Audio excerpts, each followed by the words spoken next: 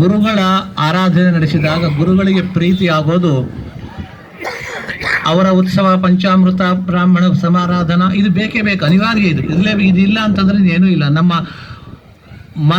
ಮಧ್ವ ಮತದಲ್ಲಿ ಮಾತ್ರನೇ ಈ ರೀತಿಯಾಗಿ ಉತ್ಸವ, ಭೋಜನ, ಬ್ರಾಹ್ಮಣರ ಭೋಜನ ಅಂತ ಅನ್ನೋದು ಹೆಚ್ಚಿರೋದು ವಾಡಿಕೆ ನಮ್ಮಲ್ಲಿ ಇದೆ. ಇದು ಬೇಕು.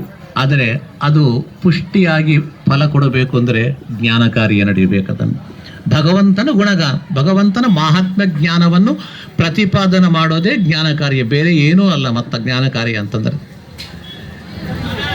ಹೀಗಾಗಿ ಇವತ್ತಿನ ಡೋಲೋತ್ಸವ ಉತ್ಸವ ನಡೀತಾ ಇದೆ. ಅದಕ್ಕೆ ಅಂಗವಾಗಿ ಪಂಡಿತರು ಬಂದಿದ್ದಾರೆ. ಸಮಯ ಆಗ್ತಾ ಇದೆ. ವೆದರ್ ರಿಪೋರ್ಟ್ ಕೂಡ ಮಧ್ಯಾಹ್ನದಿಂದ 2 ಗಂಟೆಯಿಂದ ಮಳೆ ಆಗ್ತದ ಅಂತ 80% ಆಗ್ತದ ಅಂತ ಕೂಡ ಬ್ರಾಡ್ಕಾಸ್ಟ್ ಬಂದಿದೆ.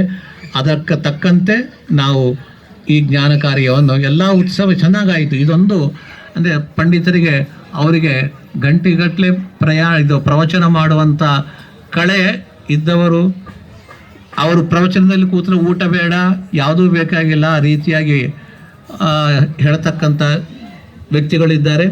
ಅವರೆಲ್ಲರನ್ನು ನಾವು ಪ್ರಾರ್ಥನೆ ಮಾಡ್ತಾ, ಮಠದಿಂದ ಈ ಆರಾಧನೆ ನಡೆಯೋದು ಯಾರೂ ಅಲ್ಲ, ಶ್ರೀಗಳವರೇ ಮಾಡ್ತಿದ್ದಾರೆ.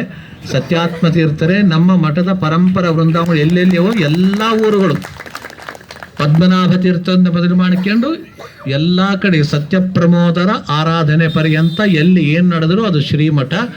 ಅವರೇ ಅವರ ಪ್ರತಿನಿಧಿ ಒಬ್ಬ ವ್ಯಕ್ತಿಯನ್ನು ಕಳಿಸಿ ಅವರ ಮುಖಾಂತರ ಈ ಆರಾಧನಾ ಕಾರ್ಯಕ್ರಮ ನಡೆಸುತ್ತಾ ಇದ್ದಾರೆ. ಅವರ ಪರವಾಗಿ ನಾನು ಪ್ರಾರ್ಥನೆ ಮಾಡ್ತಾ ಪಂಡಿತರಿಗೆ ಬಹಳ ಸಮಯ ಸ್ವಲ್ಪ ಕೊಡ್ತಾ ಇದ್ದೀನಿ. ಒಂದು 10 ನಿಮಿಷಗಳಲ್ಲಿ ನಮ್ಮ ಒಂದು ಅಮೂಲ್ಯವಾಗಿ